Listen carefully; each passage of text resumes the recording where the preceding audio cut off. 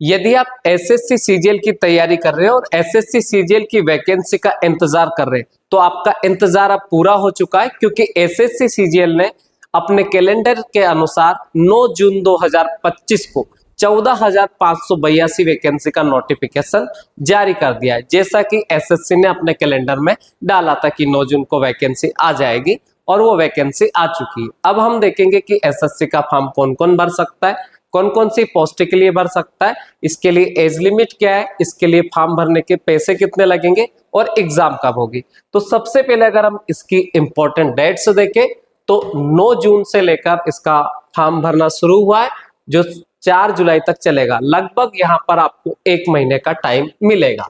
उसके बाद 4 जुलाई इसके लास्ट डेट है, और उसके बाद में 5 जुलाई को आप लास्ट डेट है इसके पेमेंट करने की। उसके बाद में अगर आप फॉर्म में कुछ मिस्टेक कर देते हैं तो उसके लिए आपको 3 दिन मिलेंगे।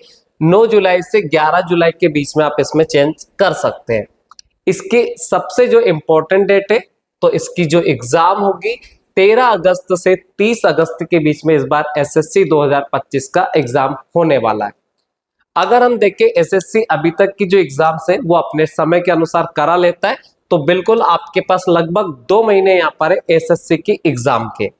दिसंबर 2025 में ही एसएससी का टायर 2 होगा। लगभग एसएससी सीजीएल 2025 में इस बार पूरी कंप्लीट कर ली जाएगी। उसके बाद में अगर आपको फॉर्म भरने में कुछ प्रॉब्लम्स आती है तो आप एसएससी के टोल फ्री नंबर पर भी कॉल कर सकते हैं। और उसके बाद अगर हम इसकी एज लिमिट देखें तो इसकी एज लिमिट जो मांगी है 1/8/2025 को मांगी है। अब इसके लिए कुछ पोस्टों के लिए जो इसकी एज लिमिट है 18 से 27 साल है, कुछ पोस्ट के लिए 20 से 30 साल रहती है, और कुछ पोस्ट के लिए 18 से 30 और कुछ पोस्ट के लिए 18 से 32 भी रहती है। तो सबसे पहले अगर हम एज लिमिट की बात करें, वो कैंडिडेट जो 2/8/1998 से 1/8/2007 के बीच में पैदा हुआ है, वो बच्चा इन पोस्ट के लिए फॉर्म भर सकता है। 2/8/1995 से लेकर 1/8/2005 के बीच में भी पैदा होने वाला स्टूडेंट इसका फॉर्म भर सकता है। जो 20 से लेकर 30 साल के लिए जो पोस्ट है उनके लिए वो एलिजिबल है। 18 से 30 साल की पोस्ट के लिए जो कैंडिडेट 2/8/1995 से लेकर 1/8/2007 के बीच में पैदा हुआ है, वो बच्चा भी इसका फॉर्म भर सकता है। 18 से 32 के लिए अगर हम देखें तो 2/8/1993 से लेकर 1/8/2007 के बीच वाला कैंडिडेट इसका फॉर्म भर सकता है। यानी कि 18 से लेकर 32 साल तक के कैंडिडेट इसमें फॉर्म भर सकते हैं। अगर हम देखें एज लिमिट में जो रिलैक्शन है वो कितना है, तो यहाँ पर एज लिमिट की अगर हम देखें तो एसटी एससी को यहाँ पर 5 साल की छूट है। यानी कि एसटी एससी का कैंडिडेट है 32 में अगर आप 5 जोड़ दे तो 37 ईयर तक का फॉर्म कैंडिडेट यहाँ भर सकता है। ओबीसी को पिछली बार के अनुसार 3 साल की यहाँ पर छूट है, और फिजिकल विद डिसेबिलिटी की अगर हम देखें तो 10 साल तक की इसमें यहाँ पर छूट है। उसके बाद में अगर हम देखें कि ओबीसी में अगर पीडब्ल्यूडी में आता है, फिजिकल विद डिसेबिलिटी में आता है तो यहाँ पे 13 साल, और एसटी एससी में यहाँ पर 15 साल की छूट है। उसी प्रकार एक्स सर्विसमैन को यहाँ पर 3 साल की छूट है अपनी जो सेवा के टाइम को हटाकर। उसके बाद में अगर हम देखें कि इसके लिए एसेंशियल क्वालिफिकेशन क्या मांगा गया है, तो इसमें 2 टाइप की पोस्ट होती है। एक तो वो कैंडिडेट जो सभी सब्जेक्ट वाले होते हैं, चाहे बीए हो, बायो हो, कॉमर्स हो, सभी एग्जाम मतलब सभी के लिए ये होता है। तो और कुछ पोस्ट होती है यहाँ पर स्टैटिकल वालों के लिए, जिनका 12th में स्टैटिक्स हो या ग्रेजुएशन में स्टैटिक्स हो। तो इसमें एक जूनियर स्टैटिकल ऑफिसर की पोस्ट होती है और एक होती है स्टैटिकल इन्विजिलेटर ग्रेड 2 की। इसमें 12th में आपका स्टैटिक्स होना चाहिए और इसके लिए ग्रेजुएशन में स्टैटिक्स होना चाहिए। यहाँ पर दे रखा है कि bachelor degree in subject from recognised university और institute with at least 60% marks in mathematics with 12th standard. तो 12th में आपका मैथ्स हो और जो आपकी बैचलर डिग्री है वो भी आपकी होनी चाहिए 60% के साथ। और उसके बाद में अगर हम देखें ऑल अदर पोस्ट के लिए आपका ग्रेजुएशन होना जरूरी है। अब अगर आप वो स्टूडेंट हैं जिन्होंने इस साल एसएससी मतलब इस साल जो ग्रेजुएशन की एग्जाम दी है और आपका भी रिजल्ट नहीं आया है, तो आप भी इसका फॉर्म भर सकते हैं, लेकिन आपका जो रिजल्ट है 1/8/2025 के पहले आपके पास होना चाहिए।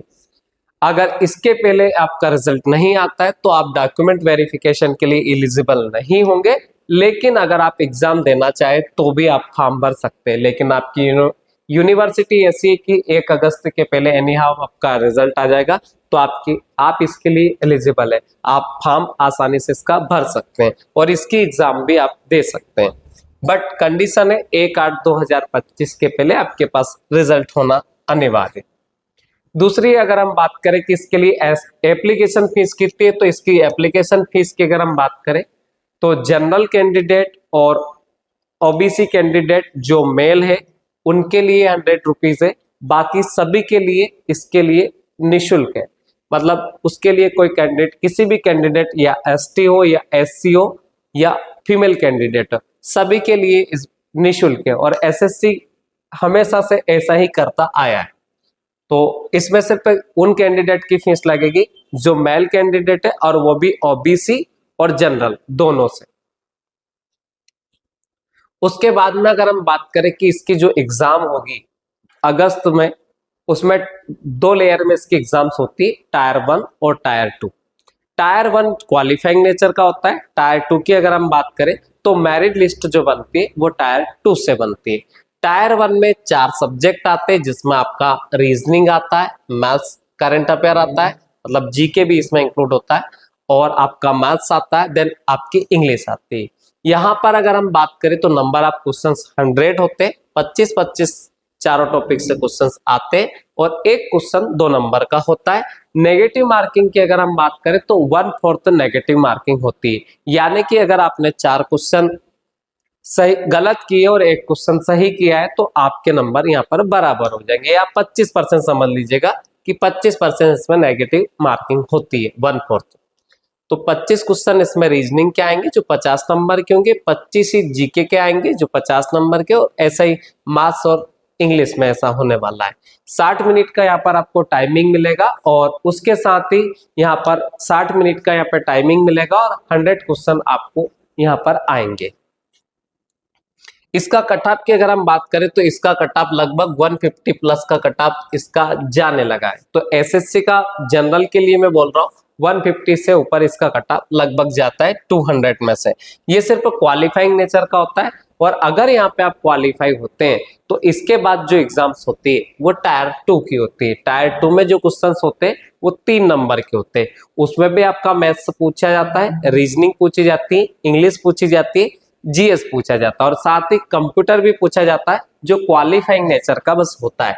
अगर हम बात करें कि इसके सेक्शन 2 सेक्शन करके पेपर होता है, तो पहले सेक्शन में अगर हम बात करें तो मैथमेटिक्स और रीजनिंग दोनों आते हैं, जिसमें दोनों के 30-30 क्वेश्चन यहाँ पर आपको आते हैं।